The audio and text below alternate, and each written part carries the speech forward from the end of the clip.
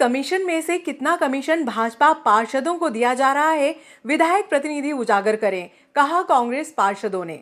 नगर पालिका परिषद की बैठक में भाजपा पार्षदों पर कमीशन लेने का आरोप लगाने वाले विधायक प्रतिनिधि गोपाल यादव स्पष्ट करें कि कौन कौन से भाजपा पार्षदों को कमीशन दिया जाता है तथा कमीशन दिए जाने की जानकारी उन्हें विधायक डॉक्टर तेज बहादुर सिंह चौहान या नगर पालिका अध्यक्ष संतोष ओपी गहलोत द्वारा दी गई है, जिसे आपने विधायक प्रतिनिधि होने के नाते सार्वजनिक किया है तथा इसका खुलासा जनता के बीच में किया जाना चाहिए। ये बात कांग्रेस पार्षद गणों ने कही।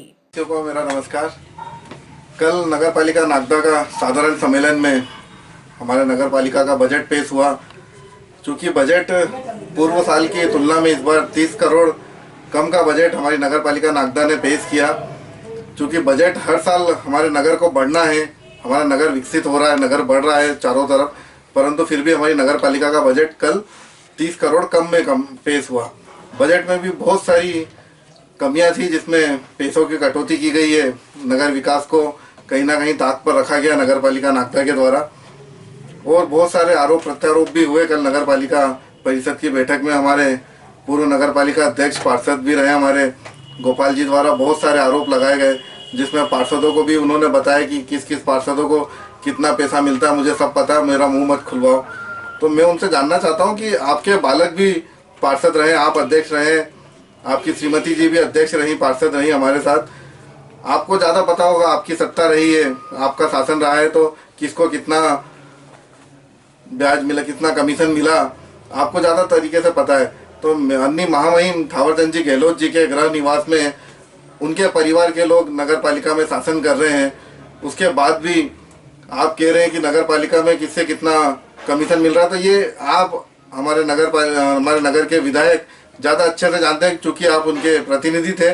तो आप इस चीज़ को ओपन कीजिए कि कितना कमीशन किस पार्षद को मिल रहा है। चूँकि नमस्कार, कल नागदा नगर पालिका परिषद की जो बैठक आहूत हुई है, उस बैठक में मध्य प्रदेश नगर पालिका अधिनियम 1961 की धारा 70 और 71 के तहत परिषद के सामान्य कामकाज संचालन प्रक्रिया का नियम का पालन किया जाना था, जिसकी समस्त जवाबदारी प्रभारी सीओमओ घनश्याम जी मचार की थी। घनश्याम जी मचार पूरी परिषद के अंदर सदन में मूक दर्शक बने बैठे रहे, एक शब्द नहीं बोला। एक तरफ विधायक प्रतिनिधि गोपाल यादव, दूसरी तरफ सांसद प्रतिनिधि अनिल फिरोजिया के संतोष ओपी गहलोत, बीच में जो भी स्पीकर प्रोटेम स्पीकर है जो परिषद का संचालन करते हैं। चूँकि हमारी नगर पालिका अध्यक्षा श्रीमती संतोष जी नहीं थी, सदन में मौजूद थी, और ऐसी स्थिति में सदन को चला रहे थे नगर पालिका के उपाध्यक्ष। लेकिन नगर पालिका के उपाध्यक्ष मूक दर्शक बने लगातार बैठे रहे। हो सकता है उनका स्वास्थ्य, हमको ऐसा लग रहा था कि उनका कहीं स्वास्थ्य खराब है, और हुआ भी ऐसा कि उनका स्वास्थ्य खराब रहा, और नतीजा ये हुआ कि उनको सदन को छोड़ के जाना पड़ा। उसके बाद परिषद के संचालन की व्यवस्था देने का काम नगर पालिका सीओमओ का था, न कि उस जगह जो बैठे हुए सदन में प्रतिनिधि के रूप में, सांसद प्रतिनिधि और विधायक प्रतिनिधि के रूप में, प्रोटेम स्पीकर के रूप में बबीता जी रघुवंशी को उन्होंने अधिकृत कर दिया। ये जवाबदारी तो सीओमओ की बनती थी। सीओमओ ने अपना दायित्व नहीं निभाया।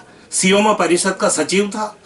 और दूसरी रहा सवाल, ये जो बैठक आहूत की गई है, ये भ्रष्टाचार को लेकर हुई थी, और कोरम के अभाव में 16 तारीख को होना थी, स्थगित हो गई, कोरम पूरा नहीं हुआ। उसके बाद ये बैठक पुनः कल आहूत हुई। सारे नियमों की धज्जियां उड़ी। हम चूंकि नगर पालिका के अंदर एक लगात 14 प्रस्ताव, जिन पे हर बिंदुओं पे हम ध्वनिमत से उस प्रस्ताव को पारित करना चाहते थे।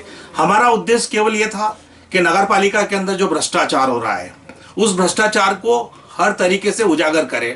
और वो पूर्व नगर पालिका अध्यक्ष, जवाबदार व्यक्ति, जो विधायक के प्रतिनिधि के रूप में गोपाल यादव थे, जिनकी धर्मपत्नी नागदा नगर पालिका के अंदर एक 5 वर्ष का टर्म पूरा कर चुके हैं। दूसरा, खुद गोपाल जी यादव ने अपना 5 वर्ष का एक टर्म पूरा किया। एक जवाबदार व्यक्ति सदन में ये कह रहा है कि मुझसे मत कलवाओ कि किन किन लोगों ने क्या क्या कितना पैसा कमीशन मिल गया। नागदा नगर पालिका का साधारण सम्मेलन आहूत हुआ था, जिसमें बहुत से नियमों को ताक में रखकर नगर पालिका में प्रस्ताव पारित करे गए। वहाँ पर विधायक प्रतिनिधि के रूप में मौजूद पूर्व नगर पालिका अध्यक्ष गोपाल जी यादव, जो खुद प्रथम नागरिक रह चुके हैं नागदा शहर के, उन्होंने भाजपा के पार्षदों पर आरोप लगाते हुए उन्हें चुप करने के लिए बोला कि मुझे पता किस किस को कमीशन आ रहा है। तो हमारा यही निवेदन है मीडिया के माध्यम से कि गोपाल जी यादव, आप सभी पार्षदों का जिन जिन ने कमीशन खोली वो नाम सभी मीडिया में उजागर करें, ताकि सब जनता को मालूम पड़े कि जनता की कमाई कहाँ जा रही है। और दूसरा, हमारे पार्षद साथी बंटू जी ने आपत्ति ली कि भैया ग्रीन बेल्ट में जो रोड आप बना रहे हैं, जहाँ ग्रीन बेल्ट में कॉलोनियाँ कटी हुई उस पर, तो उनको चुप करने के लिए भी धमकाया गया। साथ ही विद्यानगर में भी एक ऐसी जहाँ मकान नहीं है, वहाँ भी इनकी ज़मीन है, वहाँ पर भी इनने रोड निकाल दी। जहाँ जरूरत है नगर पालिका वहाँ काम नहीं कर रही है, सब भ्रष्टाचार, सब कमीशन खोरी पर नगर पालिका चला रहे। हमारा यही अनुरोध है कि आप तो बस सर्वप्रथम जो नाम आपने बताए थे शब्द वापस ले, शब्द वापस मत लीजिए और नाम उजागर करें कि कौन भाजपा के पार्षद हैं ऐसे जो कमीशन खोरी का काम नगर पालिका में कर रहे हैं। जय हिंद, जय भारत। कल नगर पालिका का साधारण सम्मेलन आहूत हुआ था, जिसमें नगर पालिका में सम्मेलन जिस तरीके से चल रहा था, आप खुद जानते हैं, मीडिया में आपने भी देखा होगा कि किस तरीके से जो विधायक प्रतिनिधि है गोपाल यादव जी, जो पूर्व नगर पालिका अध्यक्ष रहे, उनकी पत्नी भी अध्यक्ष रह चुकी है, किस तरीके से अभद्र व्यवहार। एक में महिला पार्षद थी, मैं भी जनप्रतिनिधि हूँ, मुझसे बहुत बदतमीजी से उंगली दिखा कर बहुत ऊंचा आवाज में मुझसे बात कर रहे थे। मुझे बोला चुप बैठो चुप बैठो। अरे हम क्यों चुप बैठा, हमारा बोलने का अधिकार, हम तो बोलेंगे। आपके भ्रष्टाचार उजागर कर रहे हैं इसलिए आप हमें चुप कर रहे हो, हमें दबाने की कोशिश कर रहे थे। जैसे उन्होंने कहा कि मैं बहुत जानता हूँ सबके बारे में, किस किस का पैसा किस किस ने लिया, तो आप उजागर करो ना किस किस ने पैसा लिया। क्यों आप फिर आपने अपने शब्द वापस क्यों लिए? क्योंकि कहीं ना कहीं आपका बेटा भी पीआईसी में है, कहीं ना कहीं पार्षद है वो भी, तो कहीं ना कहीं आपके बेटे ने भी कमीशन खोरी करी होगी, कहीं ना कहीं उन्होंने भी पैसा लिया होगा, इसलिए अपने शब्द वापस ले लिए। इसलिए मैं खुद मीडिया के माध्यम से, आपको मीडिया के माध्यम से ही बताना पड़ेगा कि आपने किस पार्षदों ने कितना कमीशन लिया है, और आपका बेटा भी इसमें लिप्त है, तो आपके बेटे का भी नाम उजागर करना होगा आपको। हरदा विस्फोट कांड के सर्चिंग में पुलिस को मिली सफलता। गांव रोल खुर्द में 27 गैस सिलेंडर मिलने से मचा हड़कंप। ढेलनपुर गए हुए थे ना हनुमान जी के दर्शन करने। कब? अभी नहीं।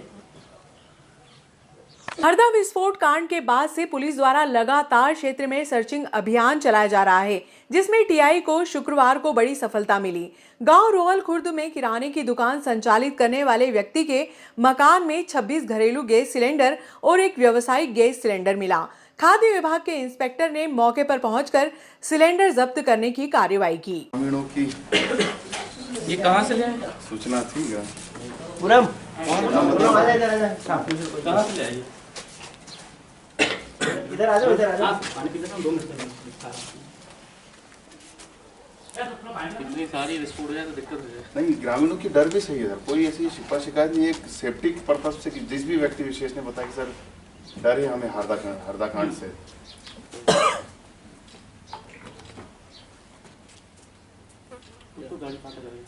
कहाँ से सर ये रुपेटा इंडियन साठी और सर CSCID मेरे पास और एक साठी कार्यक्रम में देंगे। नहीं तो अपन ऐसा रख थोड़ी सकते घर पे। सर CSCID पे है ना सर? नहीं उससे क्या होता? जी सर। मतलब अगर 100 किलोग्राम से ज़्यादा अपन को गैस कहीं रखनी है तो विस्फोटक लाइसेंस चाहिए अपन को। हाँ सर, वो CSCID पे है ना सर, अब उसकी मान्यता जाएगा ये तो। सर सरकार ने मान्यता दे रखी CSCID पे, ऐसा है सर। CSCID है ना सर को नहीं, CSCID नहीं, आप तो ये मानता देखो सर, CSCID पे अनुमति दी। भंडारण की मान्यता बताया, रहवासी एरिया है भाई। हाँ ला। आप ये बता दो कि इतना रख सकते हैं हम CSCID। हरदा विस्फोट कांड के बाद से शहर सहित आसपास के क्षेत्रों में टीआई धन सिंह नलवाया द्वारा लगातार सर्चिंग अभियान चलाया जा रहा है। गुरुवार को बड़ी सफलता मिली। गांव रोल खुर्द में स्थित मां भवानी किराना व जनरल स्टोर के संचालक पूनम चंद पोरवाल के मकान पर दबिश दी गई। इस दौरान टीआई नलवाया को मकान के पिछले हिस्से में 27 गैस सिलेंडर धूप में रखे हुए मिले, जिसमें 26 घरेलू गैस सिलेंडर और एक व्यावसायिक गैस सिलेंडर शामिल है। टीआई नलवाया ने बताया कि पूनम चंद ने CSCID होने की बात कही, लेकिन उनके पास विस्फोटक भंडारण का लाइसेंस नहीं है। इतनी अधिक मात्रा में एक स्थान पर गैस सिलेंडर मिलने से ग्रामीणों में दहशत का माहौल निर्मित हो गया। टीआई की सूचना पर खाद्य विभाग के इंस्पेक्टर समद खान मौके पर पहुंचे और सिलेंडर जब्त करने की कार्रवाई की। इंस्पेक्टर खान ने मामले का प्रतिवेदन बनाकर कलेक्टर के समक्ष प्रस्तुत करने को कहा। अग्रिम कार्यवाही उनके द्वारा की जाएगी। फिलहाल 27 सिलेंडर को जब्त कर एक निजी एजेंसी को सौंपा गया है। दुकान संचालक पूनम चंद ने बताया कि मेरे पास CAC ID है जिसमें 7 से 8 सिलेंडर रखने की अनुमति है। गांव में एक शादी समारोह होने से गैस सिलेंडर स्टॉक किए गए थे।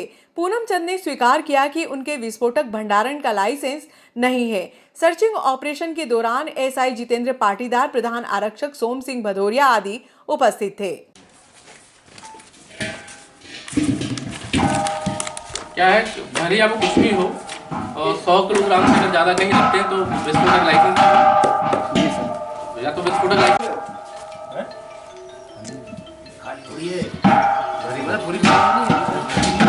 खाली देख लो कितनी है।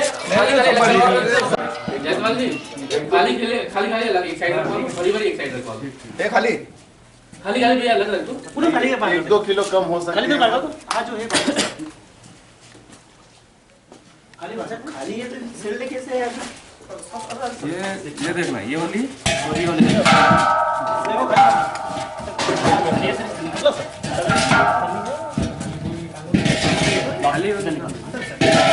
खाली है। वहाँ कहाँ ले जा रहे हैं?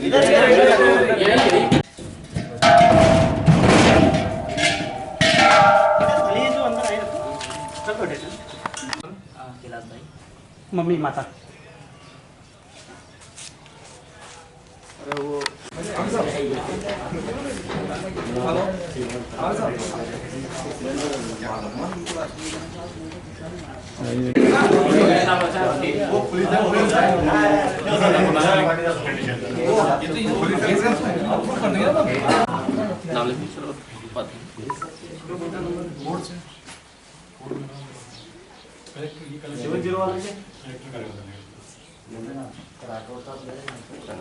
कहाँ वो कुर्द के अंदर सिलेंडर जब्त करे हैं, क्या है पूरा मामला?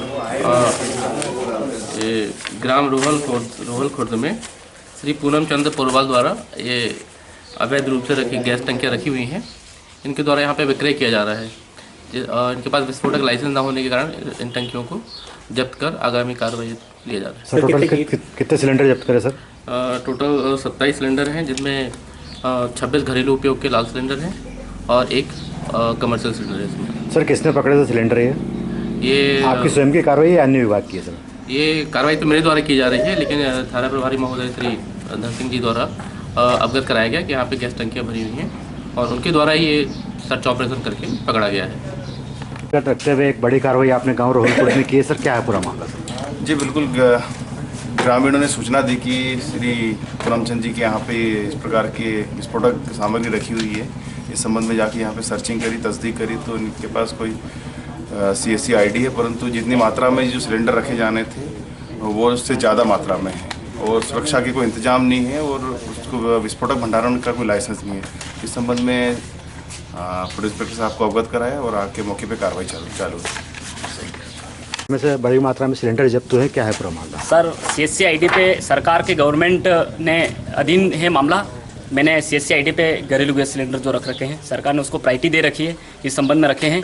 और सर 2-4 जो ज़्यादा मात्रा मिले हैं वो गांव में शादी है उसको देनी है सर, इस कारण से। कितने सिलेंडर रख सकते हैं आप? सर उसमें 8 सिलेंडर। CAC ID पे कितने सिलेंडर रख सकते हैं? 8 सिलेंडर। आपके पास ये भंडारण का लाइसेंस वगैरह कुछ है आपके पास में? सर वो CAC ID है ना सर मेरे पास।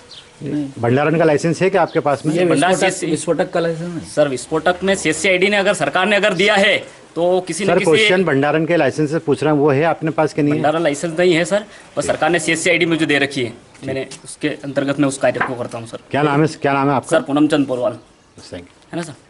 गांव रोहल खुर्द में इतनी अधिक मात्रा में गैस सिलेंडर मिलने से हल्का पटवारी कोटवार भी SDM की निगाह में शक के घेरे में आ गए। पटवारी और कोटवार को इतने अधिक सिलेंडर स्टॉक होने की सूचना प्रशासनिक अधिकारियों को देनी चाहिए थी। गौरतलब है कि हरदा विस्फोट कांड के बाद से शहर व आसपास के क्षेत्रों में पटाखा और विस्फोटक सामग्रियों का स्टॉक करने वालों के गोदाम की जांच की गई थी, लेकिन अधिकारी पहुंचते इससे पहले ही सूचना लीक हो गई, जिससे ग्रामीण क्षेत्रों में विस्फोटक सामग्री स्टॉक करने वालों में सामग्री हटा दी, जबकि एक पटाखा व्यापारी के गोदाम में आवश्यकता से अधिक स्टॉक मिलने पर कार्रवाई की गई। विभाग के विभीषणों के कारण SDM को कोई बड़ी सफलता तो नहीं मिली, लेकिन औपचारिकता की कार्रवाई इतिश्री कर ली गई।